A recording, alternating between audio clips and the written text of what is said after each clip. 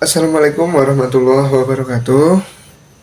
Di sini saya akan mempresentasikan hasil diskusi kami dari kelompok 3 mata kuliah Pengantar Hukum Indonesia dengan materi Hukum Administrasi Negara. Saya sendiri Agung Danu Pratama dengan NIM 126 dan teman kelompok saya yaitu Mbak Windy Astuti dengan NIM 050 dan Mbak Nanda dengan NIM 099. Kami akan mempresentasikan atau memaparkan hasil diskusi kami. Langsung saja untuk mempersingkat waktu,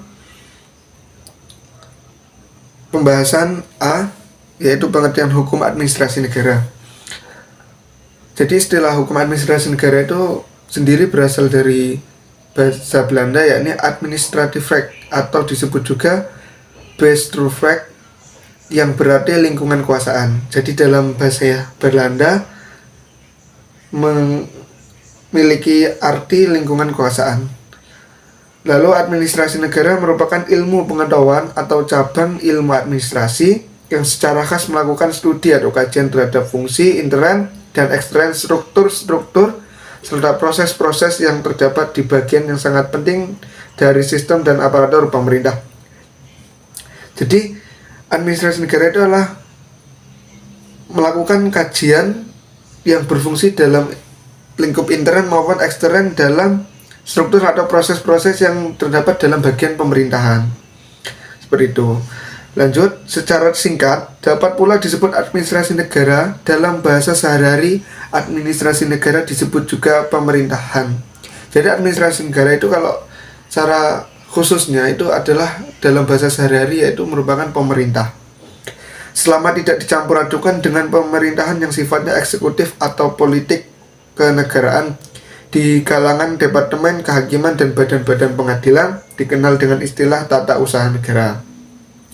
Berikut saya ingin memaparkan pengertian hukum administrasi negara menurut para ahli. Yang pertama dipaparkan oleh Sarden dan Frisroy yang menyatakan bahwasanya hukum administrasi negara merupakan hubungan antara negara dan rakyat. Administrasi negara memiliki kekuasaan untuk mempengaruhi kedudukan hukum, untuk mengarahkan dan mengorganisasikan relasi sosial dalam segala bentuknya di berbagai bidang. Yang kedua disampaikan oleh C.J.N. Versteden yang memaparkan hukum administrasi negara merupakan peraturan-peraturan hukum publik. Di sini saya akan membahas poin kedua yaitu B.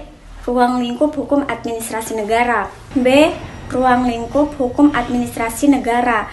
Ruang lingkup hukum administrasi negara meliputi tugas wewenang penyelenggaraan negara baik di pusat maupun di daerah, perimbangan kekuasaan antar lembaga negara atau penyelenggara negara dan antara lembaga negara dengan warga negara, dan jaminan hukum bagi keduanya yaitu warga negara dan penyelenggara negara itu sendiri.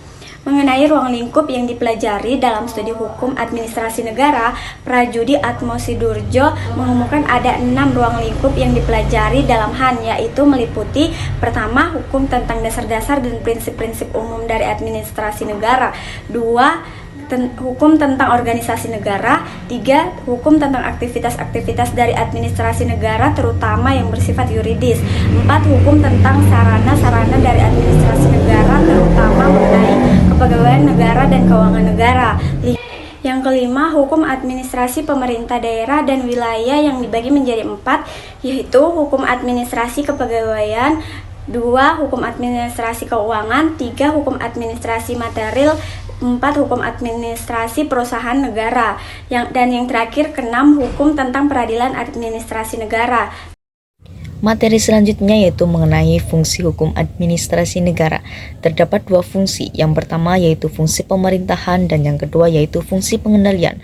Fungsi pemerintahan bertujuan untuk menyediakan sarana-sarana pemerintahan yang mendukung pelaksanaan pemerintahan supaya berjalan dengan efektif.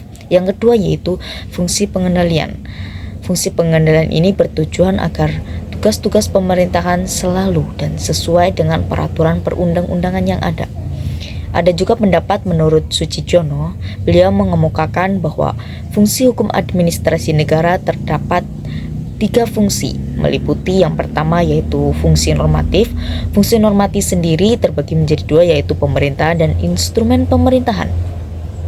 Yang kedua yaitu fungsi instrumental, meliputi fungsi instrumental aktif dan fungsi instrumental pasif. Fungsi instrumental aktif sendiri berbentuk kewenangan, sedangkan fungsi instrumental pasif berbentuk kebijakan.